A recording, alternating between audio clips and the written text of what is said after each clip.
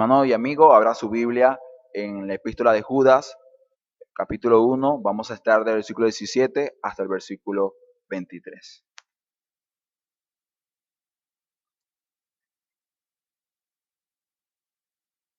Hemos estado acá en esta carta desde el año pasado.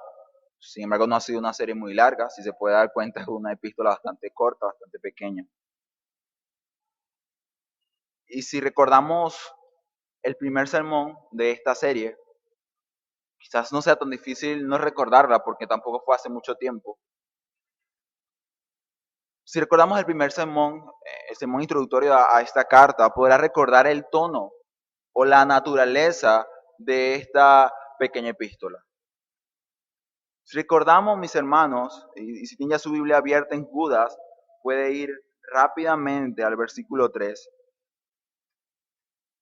que Judas en esta carta menciona claramente el propósito para el cual la misma fue escrita. Dice, versículo 3 de la carta de Judas, dice: amados, por la gran solicitud que tenía de escribirlos acerca de vuestra común salvación, me ha sido necesario escribiros, exhortándoos que contendáis ardientemente. ¿Por qué? Por la fe. Dice, por la fe que ha sido dada a los santos. ¿Quiénes son los santos? Versículo 1 dice que habla Judas, siervo de Jesucristo, hermano de Jacobo, a los llamados, santificados en Dios Padre y guardados en Jesucristo. ¿Quiénes son los santos entonces? Los santificados.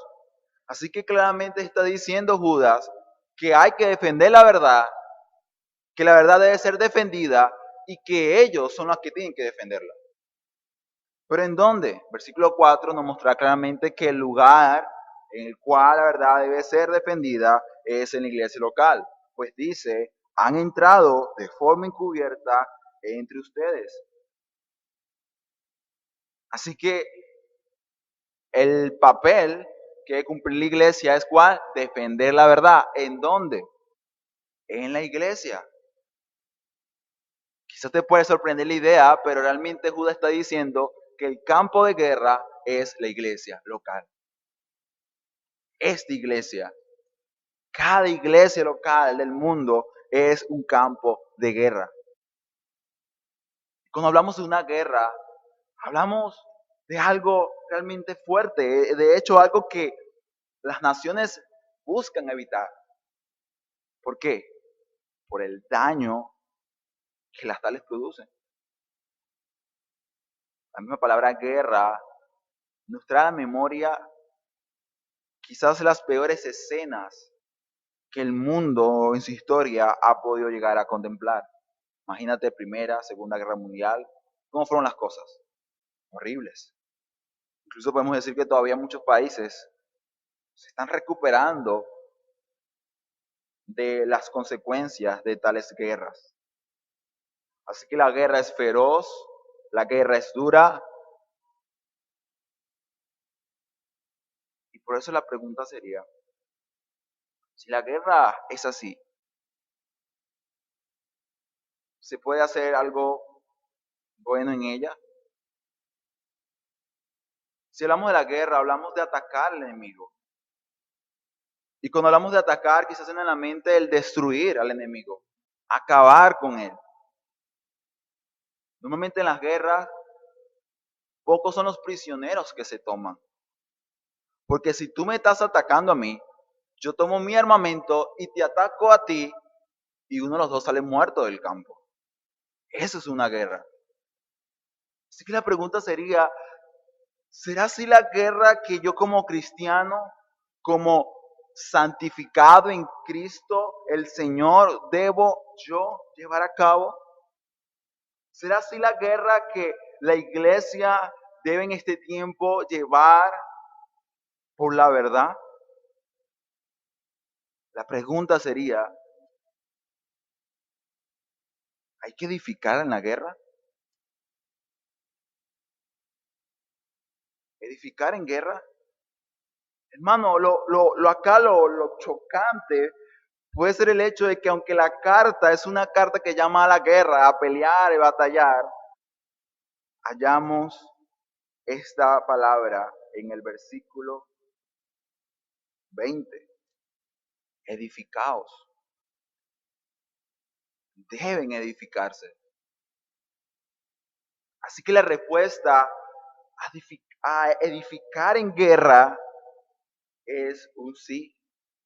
Y de hecho, por cuanto podemos decir que Judas da respuesta a esta pregunta, y la pregunta se plantea de alguna manera en el pasaje, es la razón por la cual el título de este sermón es edificar en guerra.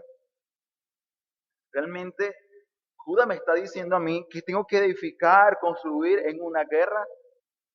Se supone que las guerras no hacen eso.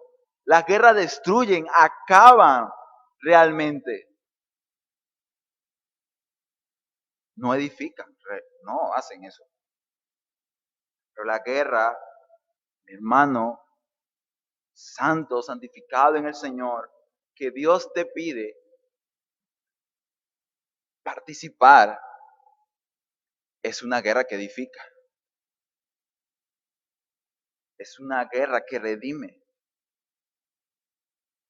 Literalmente estamos aquí hablando de tomar los palos, las palas, las armas e ir a acabar con las personas que son nuestros enemigos. Destruirlos por completo.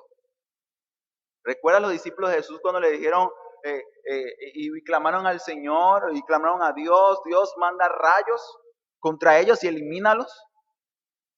¿Qué dijo Jesús? El Maestro, Jesucristo, los aplaudió. Sí, bravo, así que es.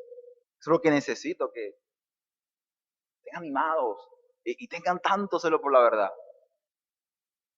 ¿Qué dijo? ¿Qué le dijo Jesús a Pedro cuando sacó su espada y cortó la oreja del oficial? Bravo, Pedro, córtale la otra. No dijo eso. Sí, Pedro, así es que se actúa. Así es que se pelea esta guerra. Hermano, no nos confundamos. La guerra que tenemos que pelear es una guerra distinta. Es una guerra que edifica. Y por esa razón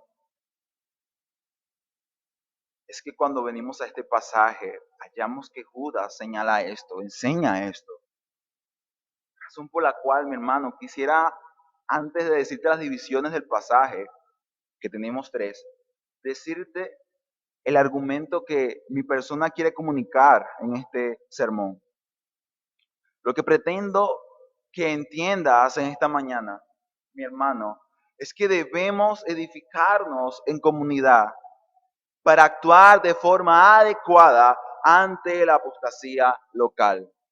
Repito, por si usted está copiando en este momento, hermano, debemos edificarnos en comunidad. Mira que es en comunidad, no de forma individual o lejana o ajena al cuerpo, no, en comunidad para actuar.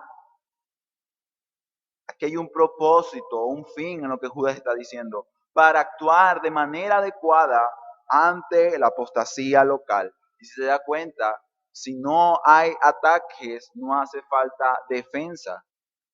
Y en este sentido, la apostasía o los falsos hermanos, falsos pastores, predicadores, falsos miembros, son el problema de la iglesia local. Así que te das cuenta, mi hermano, que el llamado es edificarnos en comunidad para actuar de manera adecuada ante la apostasía local. Constamos de tres divisiones. Primera división, del 17 al 19, tened memoria. Tened memoria. Versículo de 20 al 21, edificaos. Y versículo 22 al 23, última parte o división de esta estructura, obligaciones a algunos y a otros. Dese cuenta que aquí no se unen los algunos y los otros. De hecho, Judas es muy claro. Obligaciones a algunos y a otros. Y cuando estemos en ese versículo vamos a entender por qué razón no se unen estos grupos de personas. Así que Vayamos al versículo 17. Vamos a leer del 17 al 19. Vemos la palabra del Señor y dice: pero vosotros, amados, tened memoria de las palabras que antes fueron dichas por los apóstoles, nuestro Señor Jesucristo, los que os decían: en el postrer tiempo habrá burladores que andarán según sus malvados deseos.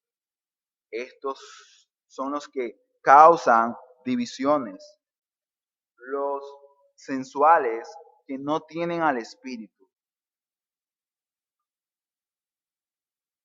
¿Qué dice esta primera división? ¿Qué nos enseña? Bueno, lo que Judas está haciendo acá es recordar algo que ya se había dicho. Judas recuerda a los amados las advertencias apostólicas sobre los burladores. Judas comienza con esta palabra: pero vosotros. Sabemos muy bien que la carta fue escrita no literalmente, específicamente a los apóstatas, sino a los amados, va dirigida a la verdadera iglesia en una iglesia local. Sin embargo, una gran parte de esta carta ha sido Judas diciendo a los hermanos: mira, ellos son el enemigo, están atacando la verdad, mira cómo ellos viven, los describe, pero ahora Judas habla a ellos. No habla de ellos, sino a ellos le está hablando en este momento. Y lo que les dice, luego de haber descrito todo esto y luego de haber dicho: hermanos, tienen que pelear por la verdad, deben defender la verdad, le dice: pero ojo, que ya ustedes lo sabían. Ya ustedes sabían esto. Y, y es como cuando de repente te dicen algo, tú dices: sí, ok, sí lo voy a hacer, claro que sí lo voy a hacer. ¿Me escuchaste? Sí, ya te escuché. Pasan minutos, ni siquiera horas, minutos. Antes pasaban horas para que se te olvidara algo, ahora te pasan minutos, segundos y te olvida. Y algunos dirán: no, pero es que eso viene con los años. Yo creo que ya no es así. Ya uno es joven y se le olvida todo. La cosa está un poco preocupante, ¿no? En ese sentido. Pero pasan minutos, no horas. Y de repente esa persona viene a ti y te dice: mira, ¿recuerdas lo que te dije? No, es que tú no me dijiste nada. Recuerda, Pedro, yo te dije lo que tenías que hacer. No, tú no me dijiste a mí nada. Mira, ¿recuerdas que te dije esto? No. Ah, no, sí, ¿verdad? Sí me dijiste. Ok, ya recordé, ya caí en cuenta. Algo así, mi hermano, le pasa a estos amados a los cuales Judas escribe. Algunos dirán: oh, hermano, otra vez lo mismo, pero es que no te cansas de repetirlo. No, es que no me puedo cansar. Y usted se puede cansar de predicar la palabra de Dios. Como Pablo dice: no importa si tendré que repetirlo y vuelvo a decir, pero tienen que escucharlo. Y la verdad, mi hermano, es que sabemos muchas cosas, pero tristemente nuestra memoria falla. ¿Y sabe cuál es el peligro de que nuestra memoria falle en este sentido? Es que si nuestra memoria falla, vamos a deshonrar al Señor. Sabes que tienes que ser un hombre que represente a Cristo. Sabes que tienes que amar a tu esposa como Cristo te amó, mostró la gracia por ti. Pero cuando estás en tu hogar, conviviendo con tu esposa, te falla la memoria. Porque cuando le hablas, cuando tu esposa se pone un poco intensa, no respondes como Cristo respondería a la iglesia. ¿Qué falló? Tu memoria. Se te olvidó. Tú lo sabes, pero se te olvida. Sabemos como hijos debemos honrar a nuestros padres. Lo sabemos, claro que sí. Después eso nos ha dicho: honren a sus padres. Pero nuestros padres nos mandan algo, nos dicen algo, le contestamos, le faltamos el respeto. ¿Qué pasó? Falló la memoria. La verdad, mi hermano, es que sabemos mucho, pero nuestra memoria falla. Y aquí está Judas diciendo, tengan memoria, recuerden que yo no estoy inventando nada. Realmente ya los apóstoles le han dicho a ustedes esto.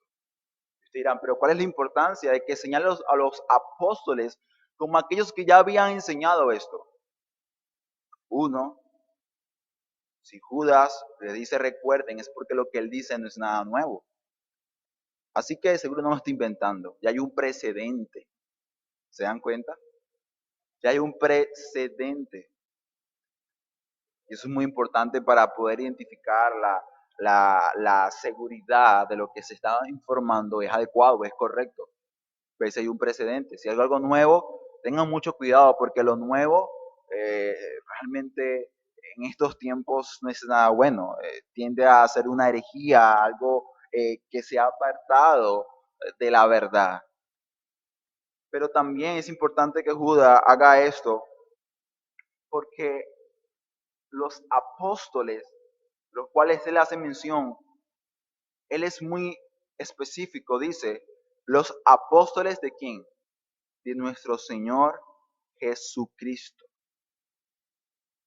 Judas tiene una autoridad para enseñar la verdad, porque él era un obispo, un pastor. Pero debemos de reconocer que los apóstoles del Señor Jesucristo tuvieron un papel importante, fundamental, puesto que ellos echan el fundamento sobre el cual la iglesia debe edificarse, debe levantarse. En este sentido, toda verdadera iglesia es una iglesia que apostólica. ¿Por qué? Porque toda verdadera iglesia sigue las enseñanzas de los apóstoles. ¿Por qué? Porque ellos tuvieron en su debido momento el papel tan importante de hablar con la autoridad del mismo Señor Jesús.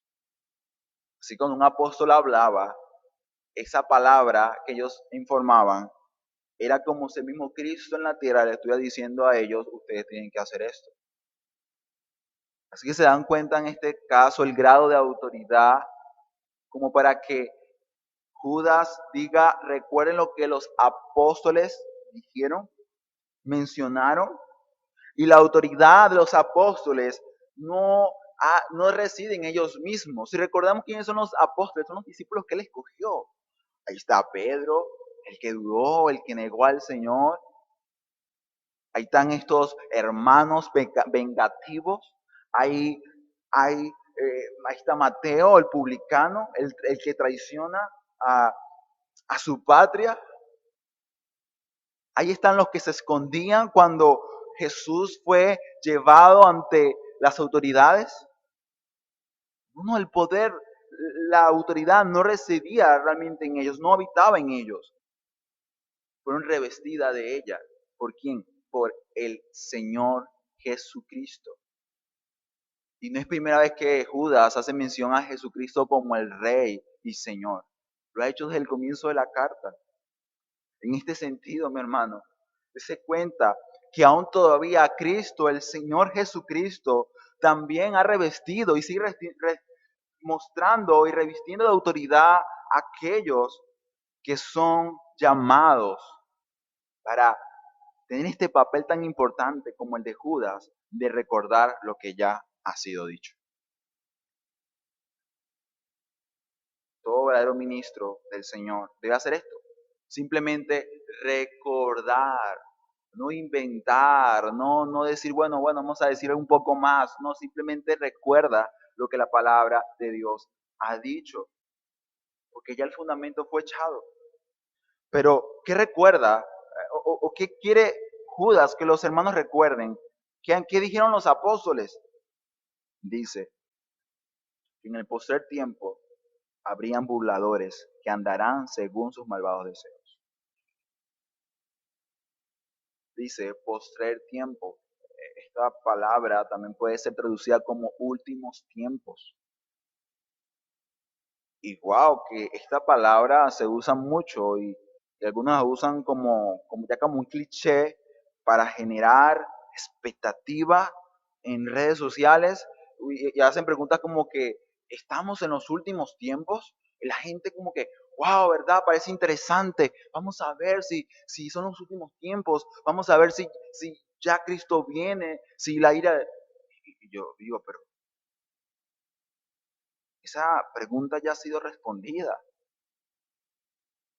Mira lo que le dice a ellos. En los posteriores tiempos, ellos enseñaban que habían burladores, habían de haber burladores que andarían según sus malvados deseos. ¿Y acaso no sabemos, no entendemos a la luz de este pasaje que ya Judas ha descrito a estos tipos de hombres que están en la iglesia? Sí, ya Judas ha mencionado que ellos son malvados, que andan en la carne, que viven en inmoralidad, en rebeldía en contra del Señor. Ellos se burlan, recuerda, no tienen reverencia, no tienen respeto por su ignorancia de la verdad. Así que aun cuando Judas recuerda acerca del tema de los postreros tiempos, la iglesia podía decir, bueno, realmente estamos en los últimos tiempos. Y esto fue escrito hace muchos años atrás. La verdad, mi hermano, es que el postrer tiempo, los últimos tiempos, comienzan a vivirse desde la misma encarnación de Jesucristo. ¿Recuerdas el mensaje de Jesús? Arrepentíos, deben convertirse. El mensaje de Juan el Bautista. ¿Por qué? Porque el reino de los cielos se ha acercado. Y el llamado es urgente. Es como que ya ha venido. Ya se cumplirá, se está cumpliendo la profecía, la palabra del Señor. Y cuando ya Cristo vino, se encarnó y murió y resucitó y ascendió a los cielos, es claro que la iglesia entendía que ya estaban viviendo los últimos tiempos. Ellos esperaban la segunda venida del Señor. Así que, no, mi hermano, no hace falta que invadan Israel, que se lance guerra a Rusia contra Estados Unidos para decir que ya Cristo viene. No, ya Cristo viene. Ya Cristo viene. Y de esto hablan los apóstoles. La palabra de Dios incluso habla de la venida del Señor. Así que sí, estamos en los postreros tiempos. Por lo tanto, no debería sorprendernos el hecho de que en las iglesias hayan burladores que viven según sus malvados deseos. Esta palabra según es caminar, andar, vivir, sometido, gobernado. ¿Por cuál? ¿Por qué? Por sus deseos. Pero ¿qué deseos, mi hermano y amigo? Los deseos de la carne. O si no, veamos cómo viven, qué hacen en la iglesia de Dios. La palabra dice que por sus frutos lo habríamos de conocer, ¿verdad? Judas dice, estos son los que causan divisiones, son los sensuales. Y tercero dice, y no tienen al Espíritu. Primera descripción de Judas, o al menos de lo que los apóstoles decían, causan divisiones. Ellos causan divisiones. Por eso que la palabra claramente dice que las divisiones son necesarias. ¿Sabes por qué? Porque en ellas se conoce los que son de Dios y los que no son de Dios. Entonces tú puedes decir, hermano, pero ¿por qué Dios, si es el Señor de la iglesia, es el Rey de la iglesia? ¿Por qué permite la apostasía en la iglesia? ¿Por qué permite que hombres se introduzcan de forma sagaz en el pueblo del Señor? Incluso lleguen hasta predicar la palabra de Dios en esa iglesia, lleguen a ser líderes de esa iglesia y luego terminen abofeteando y golpeando a los obreros de Dios. ¿Por qué Dios permite eso? ¿Por qué Dios permite la división en la iglesia local? Por eso, porque en la división veremos, conoceremos los que son de Dios y los que no son de Dios. ¿Recuerdas lo que pasó allá en la contradicción de Coré? ¿Qué sucedió en el campamento? Hubo división. ¿Pero qué tipo de división? La división que realmente debe debe existir en el pueblo de Dios o en la iglesia local. Apártense, apártense. Pero ¿hacia dónde? Hey, tú decides, ¿quieres estar con Coré? Apártate hacia allá. Y los que no, vengan conmigo. ¿Y qué sucedió luego? Hay una clara distinción de grupo de personas. Y el Señor derrama juicio de ira sobre aquel grupo que con Coré se rebelaron contra el Señor. Así que sí, ellos causan divisiones. Ellos van a buscar sembrar discordia. Van a buscar sembrar duda en medio del pueblo de Dios. Y lo van a lograr. En verdad que lo van a lograr. Y claro que cuando uno ama al pueblo de Dios y ama a la verdad, eso va a doler mucho. Va a doler mucho, pero es que es necesario. Alguien decía que la apostasía Dios la permite en la iglesia para santificar a su iglesia. Por eso más adelante veremos la importancia de poder responder de forma adecuada ante estas situaciones. Pero dice también son los sensuales. Te pregunto, ¿qué es una mujer sensual? Yo creo que vas a saber qué es una mujer sensual. Una mujer sensual es una mujer que anda con un vestido escotado, que muestra ciertas partes del cuerpo que no debía mostrar. Usa una vestimenta que le queda muy ajustada, parece que se hubiese echado, no sé, aceite para poder colocársela. Y quizá tu mujer dirá, no, pero es que me gusta vestirme así. A mí me gusta eso. Yo no busco nada, no estoy, no. Estás equivocada, realmente tu corazón te está engañando. Tú lo que quieres es que otros te miren. Quieres llamar la atención. Porque tú crees que en eso vas a hallar lo que tanto deseas, lo que tanto anhelas. Quieres ser exaltada. Quieres ser vista por los hombres. Y algunas se molesta cuando le silban o le hacen algún tipo de cumplido. Realmente es lo que estás buscando. Porque eres una mujer sensual. Pero de la misma manera, estos hombres son sensuales también. ¿Sabes qué sentido? Estos no son los que sirven al Señor y luego se sientan y alaban al Señor porque han sido usados por Él. No, son los que predican o enseñan o hacen cualquier tipo de obra y comienzan a exaltarse a sí mismos. Y comienzan a presentarse ante otras personas como que mírame, obsérvame, mira lo que he hecho, mira cuánto conocimiento tengo. Son personas que se exaltan a sí mismas y dicen, contemplen mi gloria, mi poder, mi autoridad, mi conocimiento. Estos son sensuales porque se promueven a sí mismos y quieren que todos los vean. Y la última es acá, no tienen el espíritu. Si todavía, mi hermano, estás dudando si estos serán hijos de Dios o no, yo creo que aquí es más claro, ¿verdad? Lo que es más claro imposible. Pues dice claramente que no tienen al Espíritu. Pero ¿cuál Espíritu, mi hermano? El Espíritu Santo, el Espíritu de Dios, aquel Espíritu que solamente puede habitar y de hecho solamente mora en los que son hijos de Dios.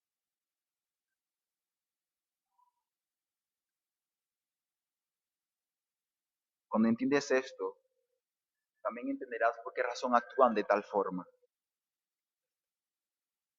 Dice Romanos 8:9,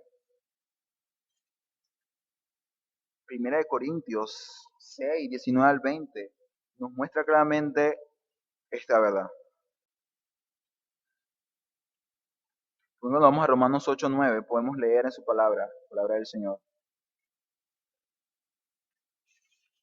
cuando dice el apóstol Pablo,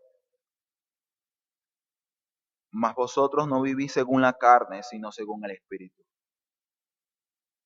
Primero lo que dice Pablo, si es el Espíritu de Dios mora en vosotros. Y si alguno no tiene el Espíritu de Cristo, ¿qué dice acá? No es de Él. Así de simple, mi hermano. Así de simple, mi amigo. Incluso si tú eres uno de estos sensuales y está acá en este lugar, o escuchas, no sé, el sermón en otro sitio, el Señor te dice, no tiene mi espíritu. Y si no tienes el espíritu de Dios, no tienes a Cristo en ti. No eres de Él. Pueden ser palabras fuertes, pero como veremos más adelante, eso es mostrar misericordia.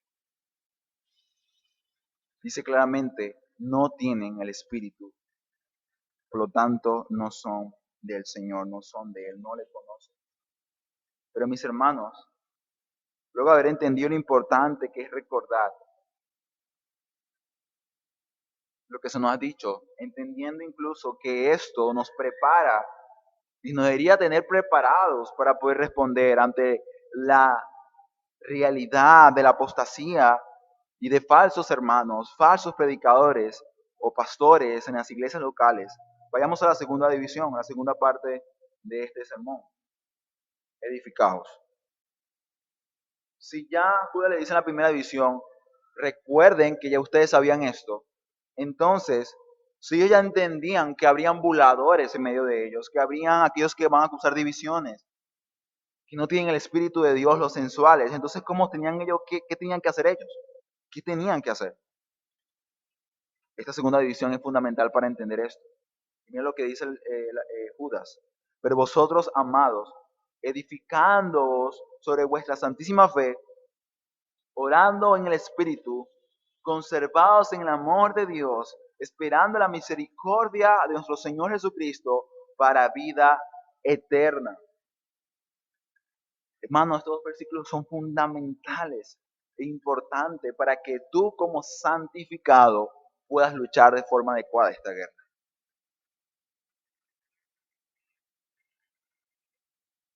Quizás si te reclutaran en este momento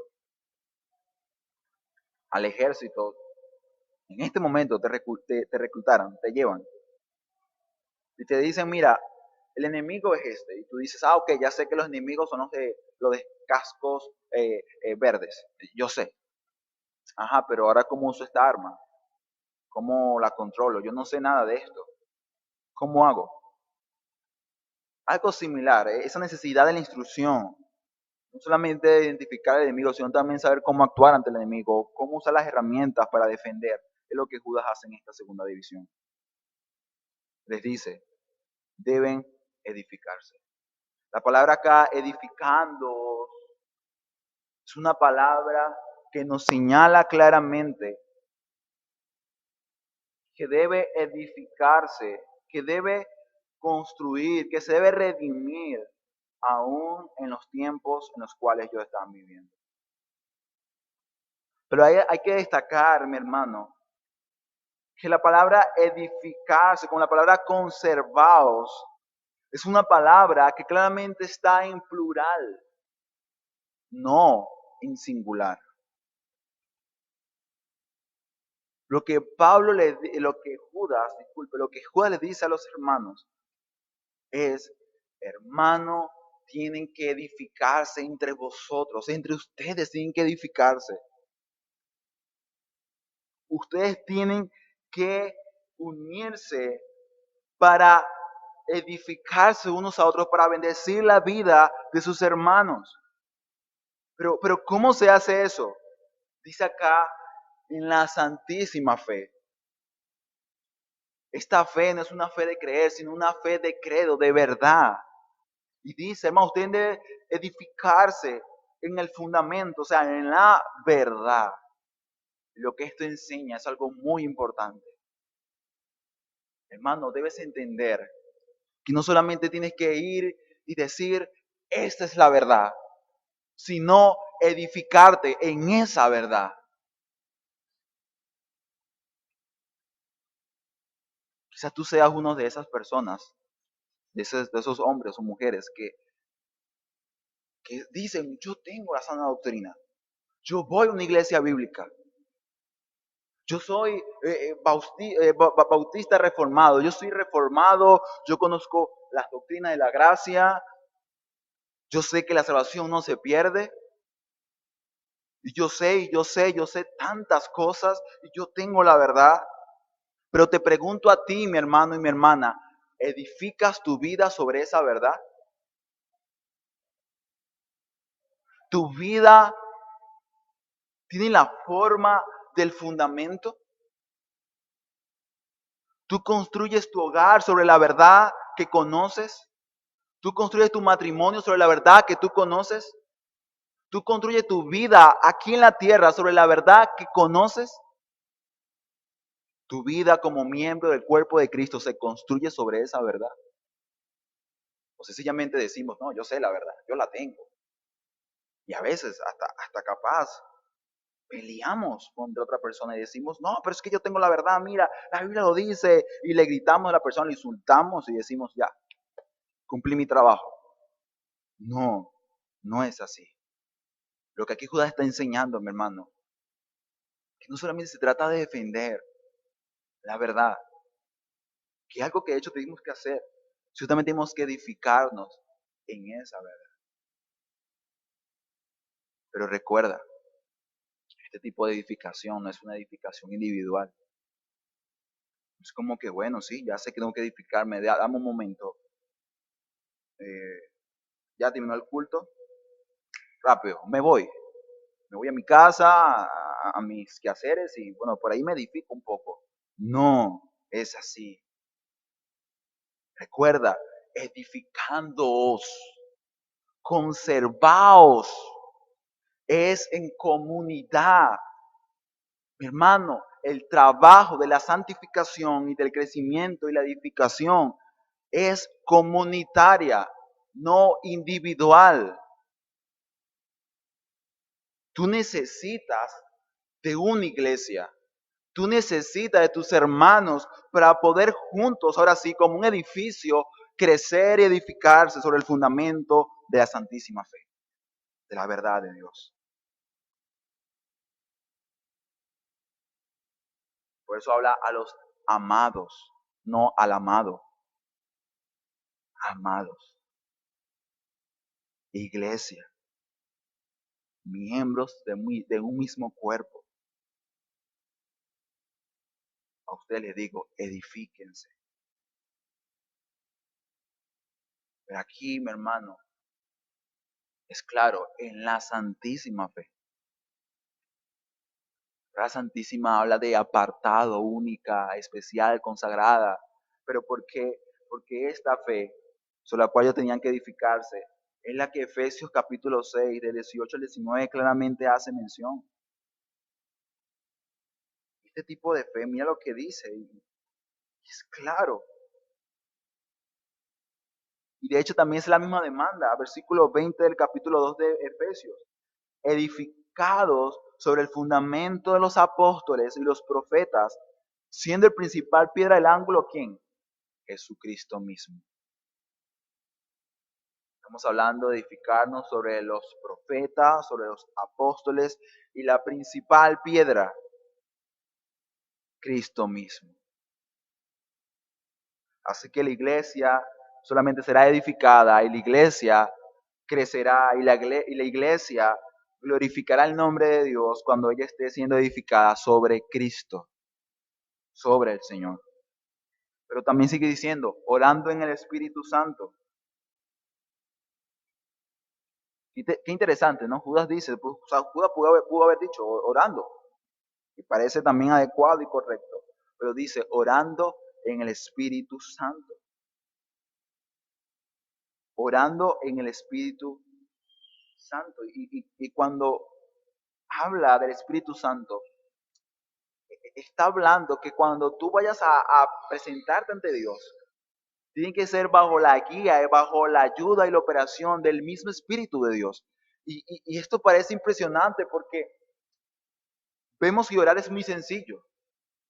Cerrar nuestros ojos y decir, bueno, Dios, gracias por todo lo que me has dado. Gracias por la vida, gracias por la salud, gracias por mi familia, por todo lo que me has dado y amén. Ya terminó mi oración. No, la oración que acá Judas demanda es una oración en el Espíritu. sea que el Espíritu Santo, el Espíritu que, como dice Romanos, se supone que está en ti si eres hijo de Dios, es el que debe guiarte y debe operar. ¿Para qué? Para que realmente ores y te presentes ante el Señor. Efesios capítulo 6, versículo 18, nos da la idea de cómo es orar en el Espíritu Santo. Efesios 6, 18 dice, orando en todo tiempo, con toda oración y súplica en el Espíritu. ¿Se da cuenta? En el Espíritu.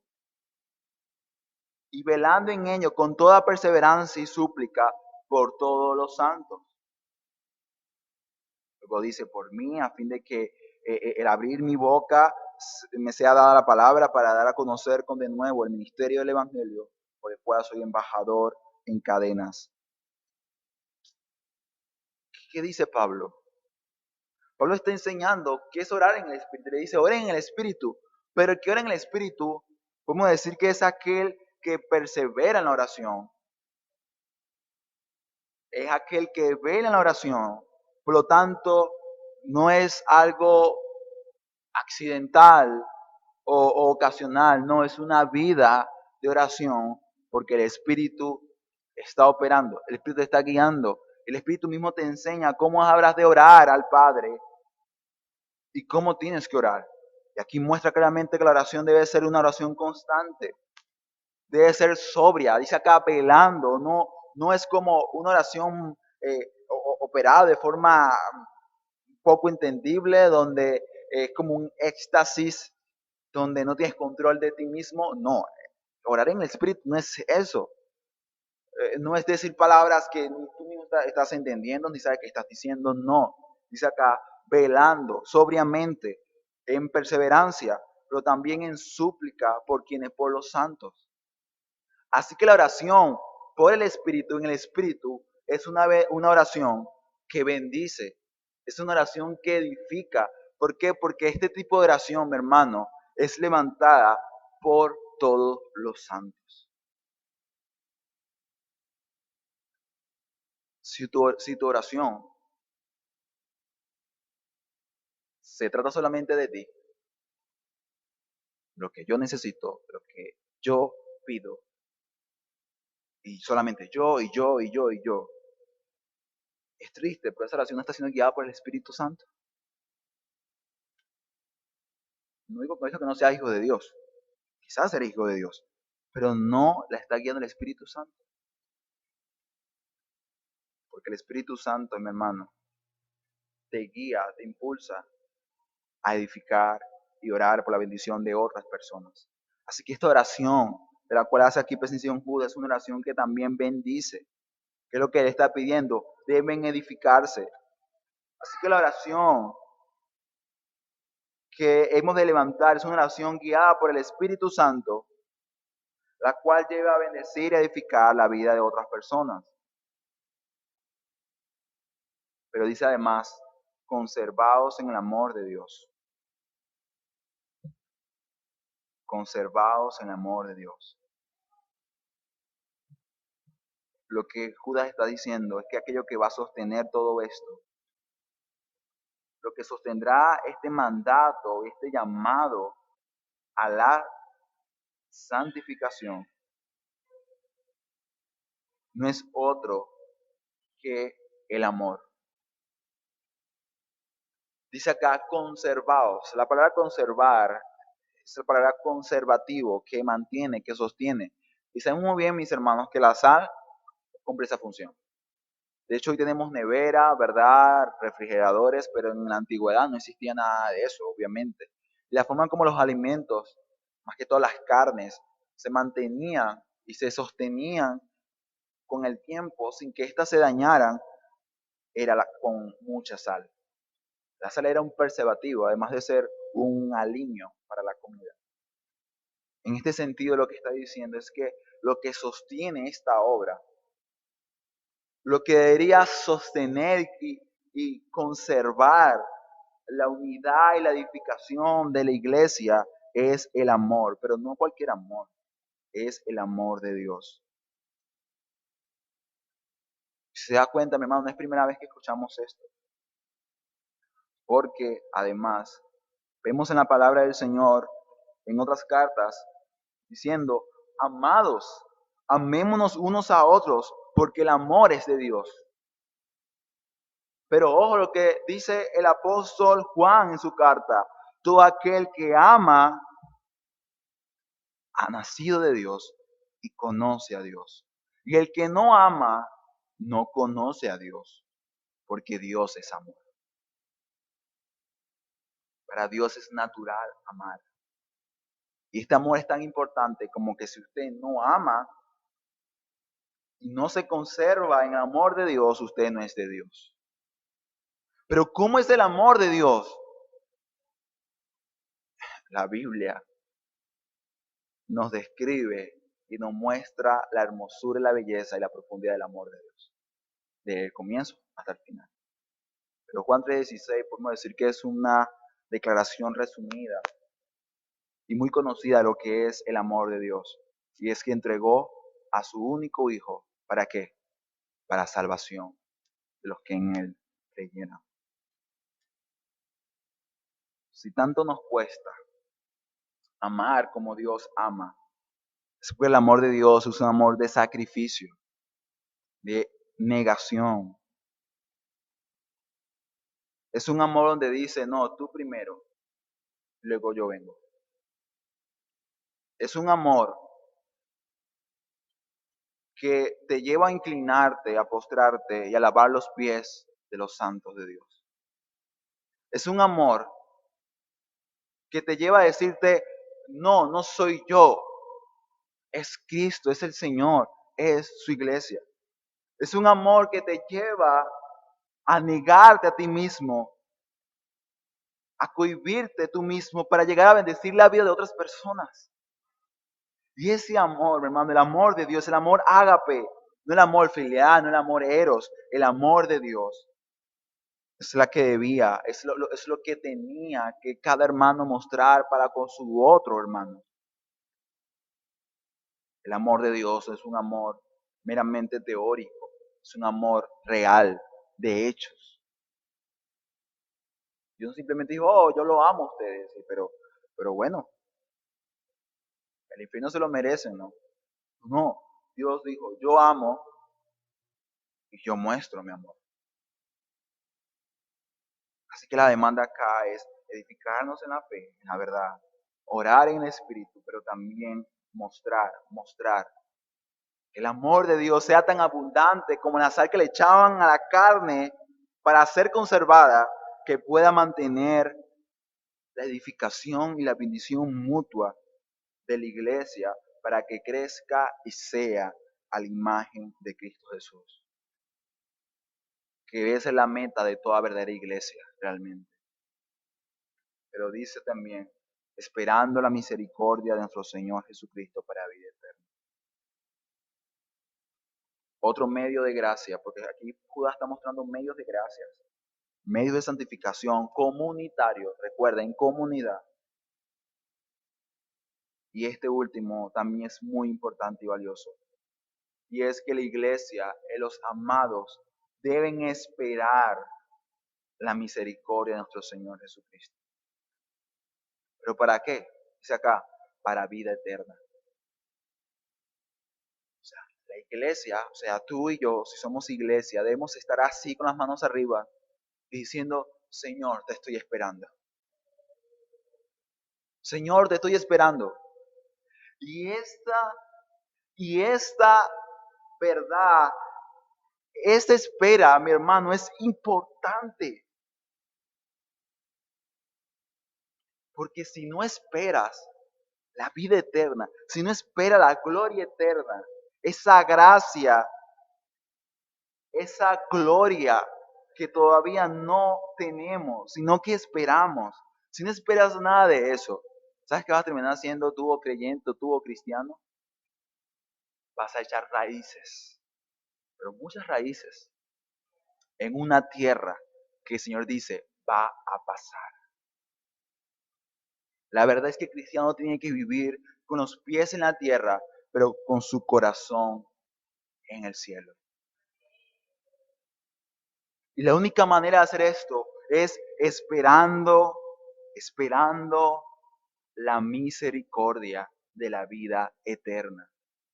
Y mira la palabra que usa, es misericordia. Ojo, no te lo mereces, pero Dios se ha complacido en dártelo, en entregártelo. Es un regalo, es un regalo.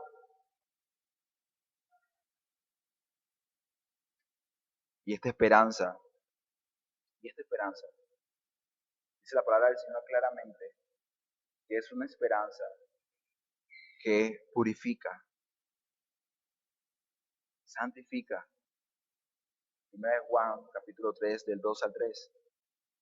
Dice la palabra del Señor, claramente menciona que los que tienen tal esperanza se purifican a sí mismos. A la luz de esta verdad se purifican, se santifican.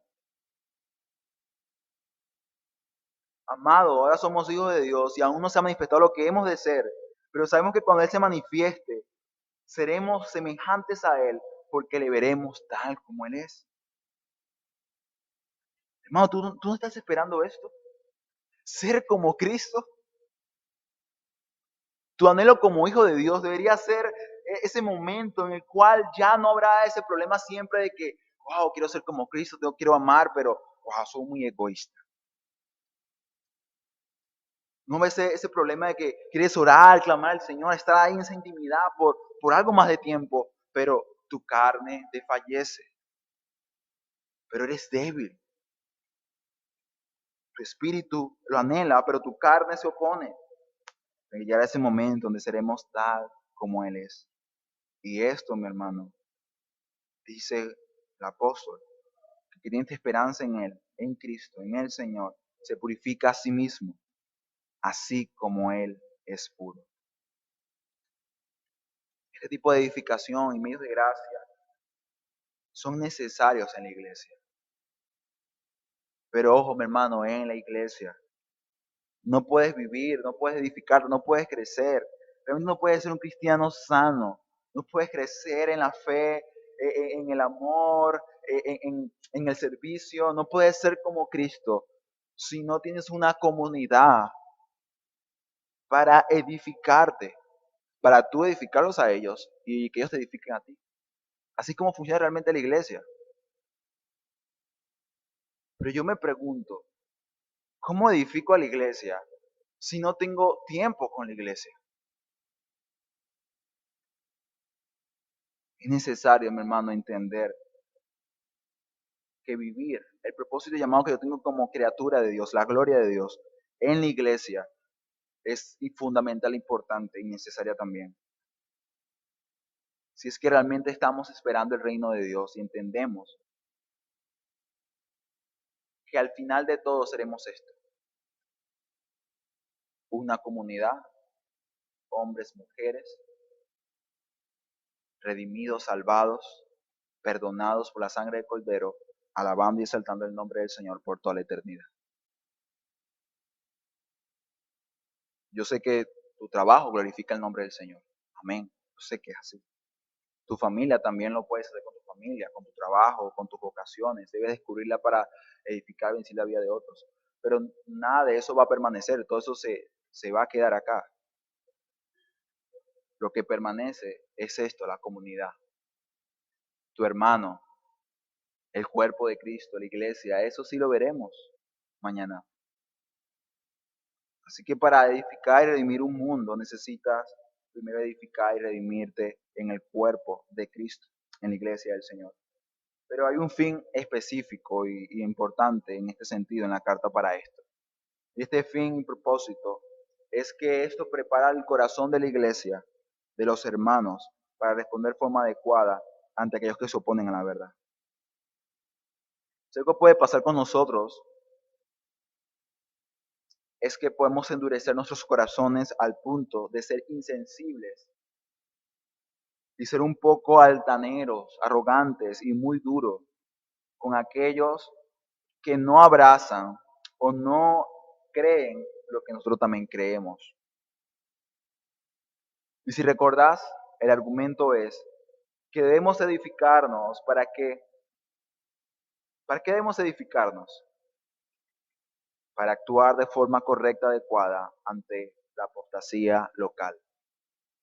Versículo 23 y 22 dice, a algunos que dudan, convencerlos, y a otros salvar, arrebatándolos del fuego, y de otros tener misericordia con temor, aborreciendo a una ropa contaminada por su carne.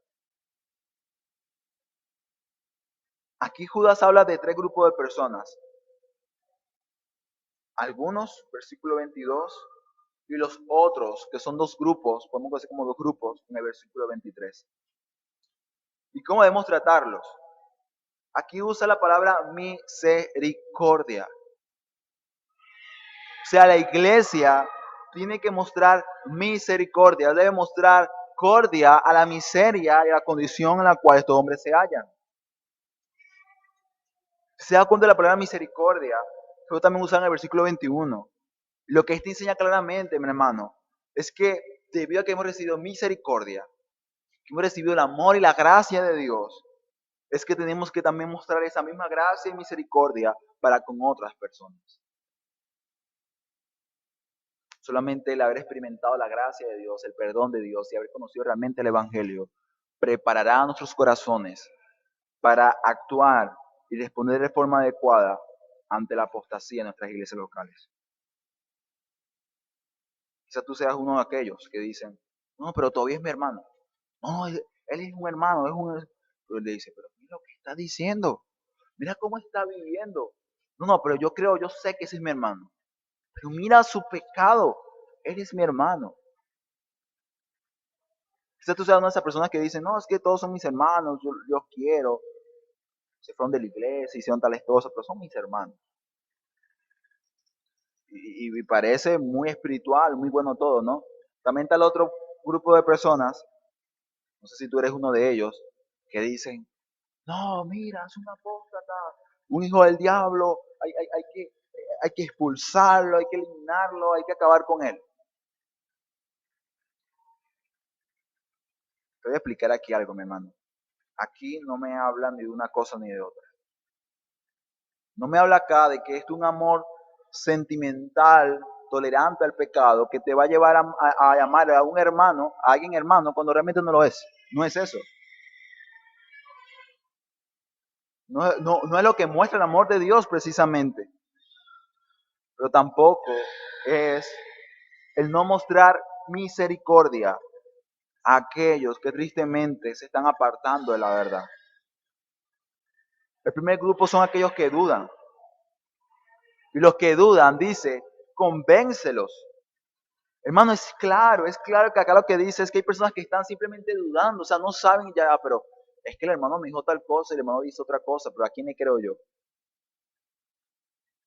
Son personas que, que quizás no tienen la madurez o la firmeza suficiente en la verdad de Dios como para poder discernir claramente y decir, no, es que esto es falso. La forma de actuar de este hermano no está bien, no es correcta. No tiene la capacidad de reprender a su hermano y decir, hermano, no hagas eso ofende al Señor. Hermano, no murmures. Hermanos, mira, ten cuidado con esa doctrina. Ten cuidado de no causar división al pueblo del Señor. No, son personas que simplemente escuchan y se dejan mal influenciar. Y comienzan a dudar y no saben ahora qué hacer, no saben si ahora ir a la iglesia o no ir, no saben si el predicador está diciendo la verdad o la mentira, no saben qué hacer. ¿Qué dice el Señor? A tales, expúlsalos de la iglesia. Porque es que esos no son hijos de Dios. No dice a los tales, convencerlos. ¿Pero por qué? Es importante convencerlos. Hermano, si tú realmente buscas edificar a la comunidad, a la iglesia, te vas a preocupar por ellos. Porque la verdad es que si alguien duda de la verdad, eso no le hace bien a su alma, así que realmente es un hijo de Dios. Él no va a crecer espiritualmente hablando. Y de hecho va a ofender mucho al Señor porque está dudando de la santísima fe. Así que el amor te llevará con paciencia y misericordia tratar de convencer, de persuadir al hermano de que esta es la verdad. ¿Es fácil? No es fácil. ¿Eso es rápido? No es rápido. Lleva mucho tiempo, sufrimiento, dolor. Por eso Es que es importante, hermano, recordar la misericordia que hemos recibido de Cristo para también mostrarla a otras personas. Pero también dice a otros, salvar. A otros tienen que salvarlos. Está diciendo que el estado de este grupo de personas, estos dos últimos grupos de personas, ¿no? es un estado más delicado, es más alarmante, porque estos no están dudando entre qué camino tomar o no tomar, no están dudando entre qué doctrina creer o no creer, sino que estos realmente están en el fuego, porque han comenzado a seguir, son seguidores de la mentira, de la fábula, del engaño que ha sido sembrado en medio de ellos. Y dice la palabra del Señor, a esto tienen que salvarlos. Dice acá, arrebatándolos del fuego. Dice, muestren misericordia para con ellos. Pero esta misericordia es descriptiva, es clara, es quitándolos, sacándolos del fuego. Es claro, es evidente que el lugar, la zona en la cual están aquellos que siguen la mentira, es una zona peligrosa, porque están en el fuego. Y dice acá, tienes que sacarlo de ese fuego. O sea, de esa condenación, de esa perdición de la cual está sobre él, puesto que se ha apartado de la verdad, puesto que ha apostatado de la verdad de Dios. Se da cuenta esta misericordia y amor que hemos mostrado. No es un amor que como que dice, bueno, yo sé que tú estás en el fuego, pero yo te sigo amando y tú eres mi hermano y bueno, sal de ahí cuando tú quieras salir. Cuando quieras, sal. No, es sacarlo, arrebatarlo.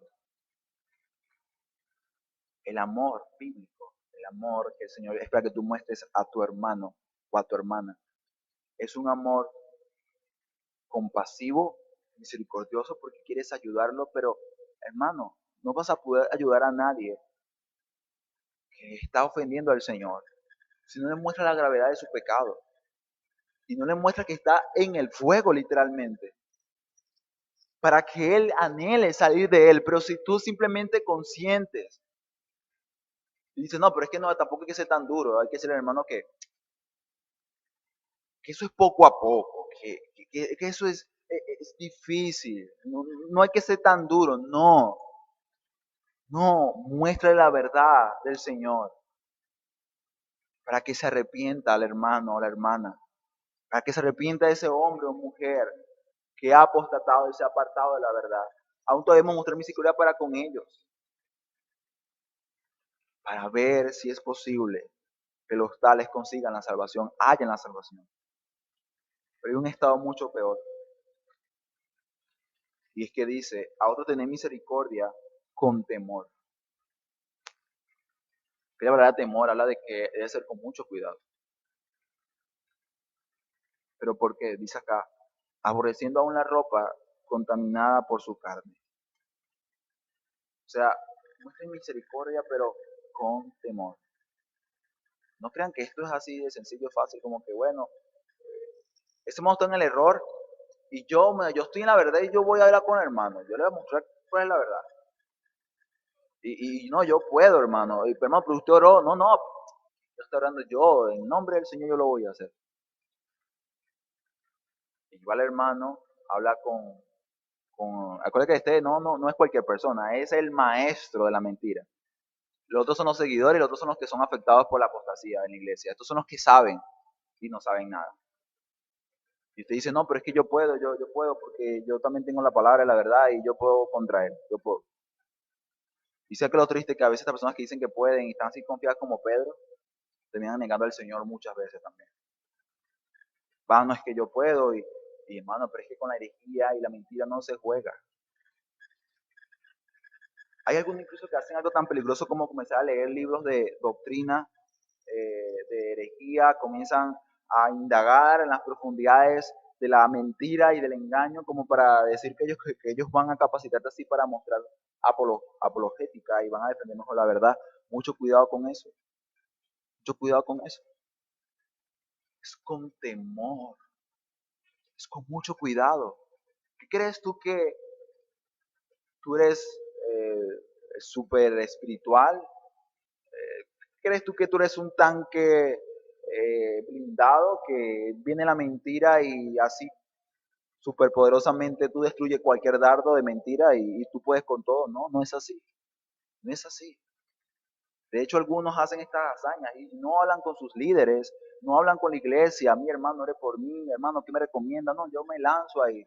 Y cuando se lanzan así, luego vienen, ahora en vez de salvarlos, son de los que dudan ahora. Oye, hermano, yo fui a hablar con este varón y, y yo no sé si, no entiendo ahora, no sé. Creo que tiene razón el hermano.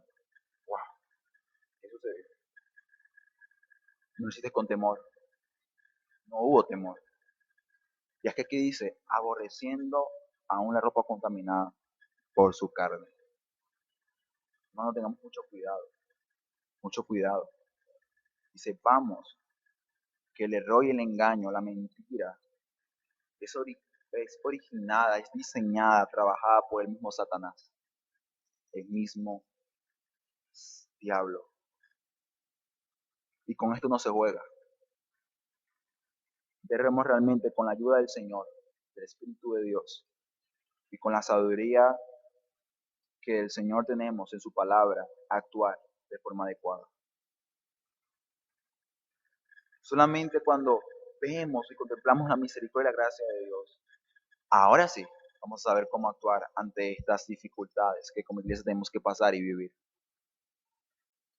La verdad que quizás tenemos razones para arrepentirnos en muchos casos y decir, wow, Señor, perdóname porque mi corazón se endureció.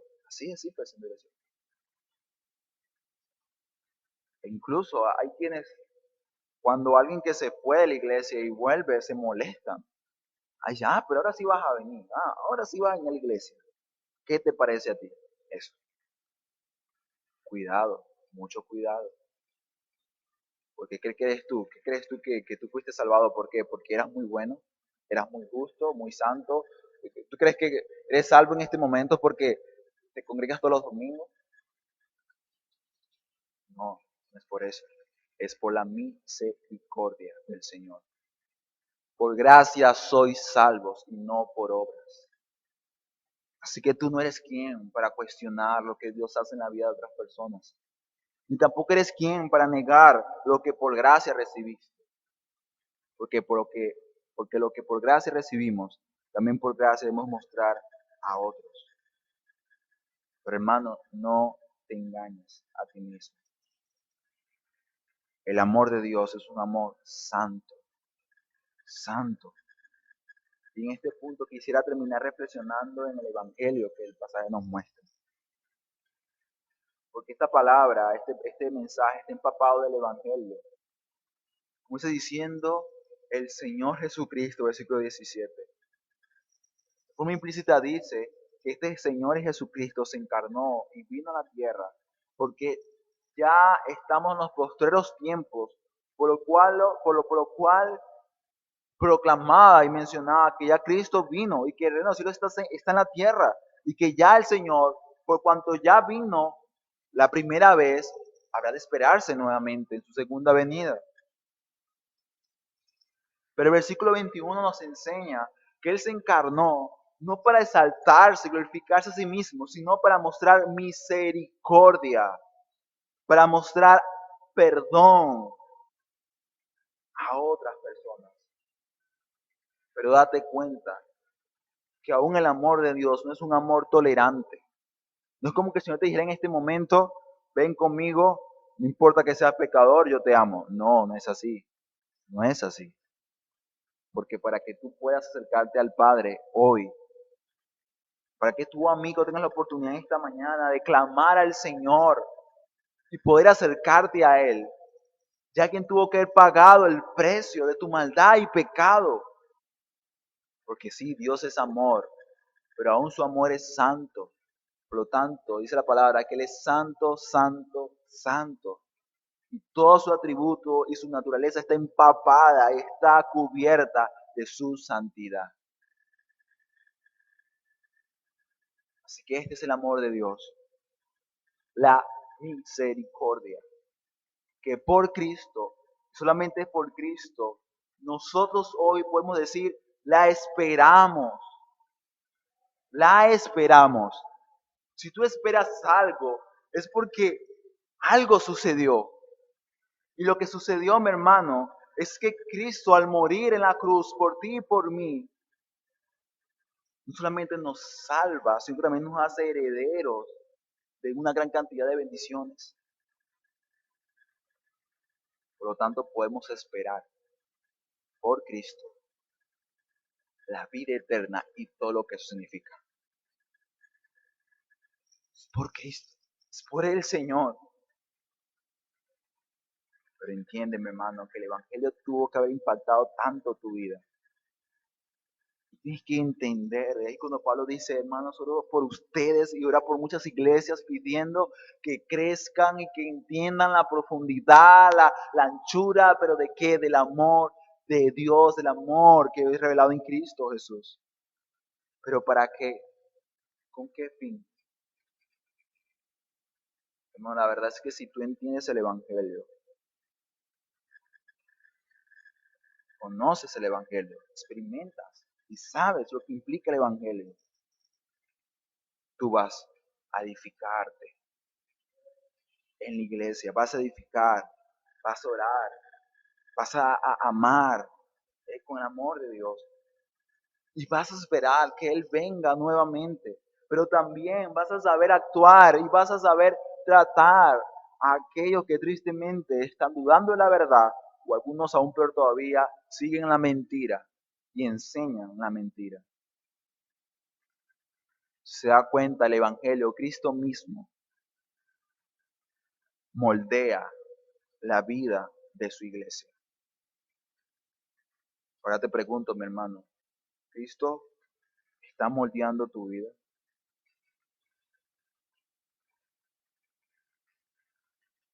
Esperamos que sí. Porque si el Espíritu de Dios mora en ti, mora en mí, está buscando eso. Llevarnos y conformarnos a la imagen de Cristo Jesús. Así que mi hermano termino con resoluciones en este sermón. Y la resolución para ti, mi hermano, hermana, en el Señor,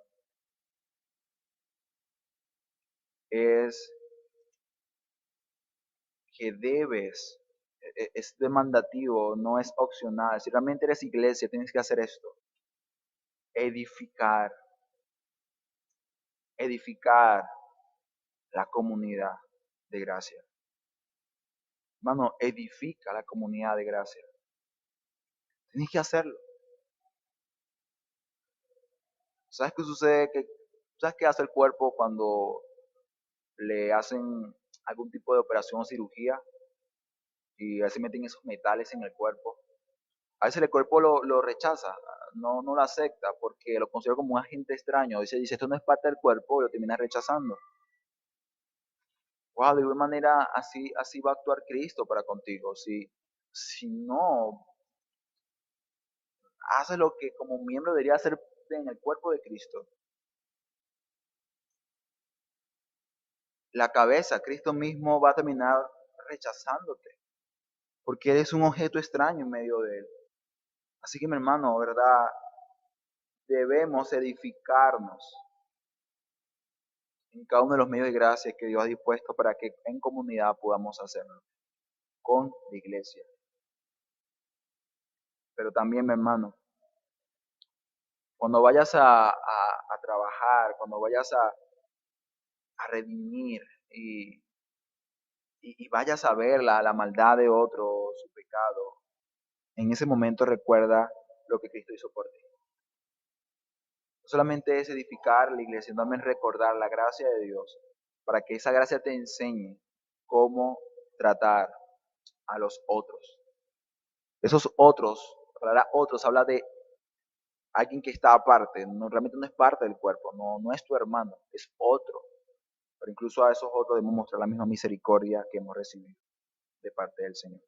Y mis amigos acá presentes, e incluso creo que todavía quedan algunos niños, necesitas entender que si no conoces a Cristo, si no te has arrepentido realmente y no eres de Cristo, no tienes el Espíritu de Dios en ti, estás en el fuego, en el fuego. Quiero decirte que esta expresión fuego no es una expresión figurativa, sencillamente como para un uso de algo que no está pasando, no, realmente es fuego lo que tú mereces por tu pecado y tu maldad. Es fuego en el cual te hallas en este momento, porque la palabra dice que la ira de Dios se está revelando, no se va a revelar, se está revelando desde ahora a todos los que con la impiedad retienen la verdad. Así que este es el momento, es la oportunidad nuevamente que el Señor te da para arrepentirte realmente. El Señor te llama y te dice, arrepiéntete, confiesa tu pecado, no esperes mañana, mañana puede ser muy tarde.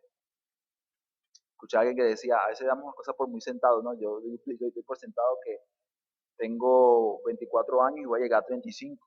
Doy por sentado que, no sé, que quizás me voy a casar, a formar un hogar, doy por sentado muchas cosas. También te da por sentado tantas cosas, pero no hagamos eso. Más bien estemos siempre esperando la venida del Señor. Pero si usted no conoce al Señor, no espera la venida del Señor, realmente no lo va a hacer, porque usted no espera al Señor porque no le conoce, pero clame al Señor, pídale que haga una obra extraordinaria en su corazón, en su vida, para que pase de muerte a vida, para que pase del fuego, de la ira y condenación eterna de Dios, al cielo y la vida eterna que los que están en Cristo se les prometida.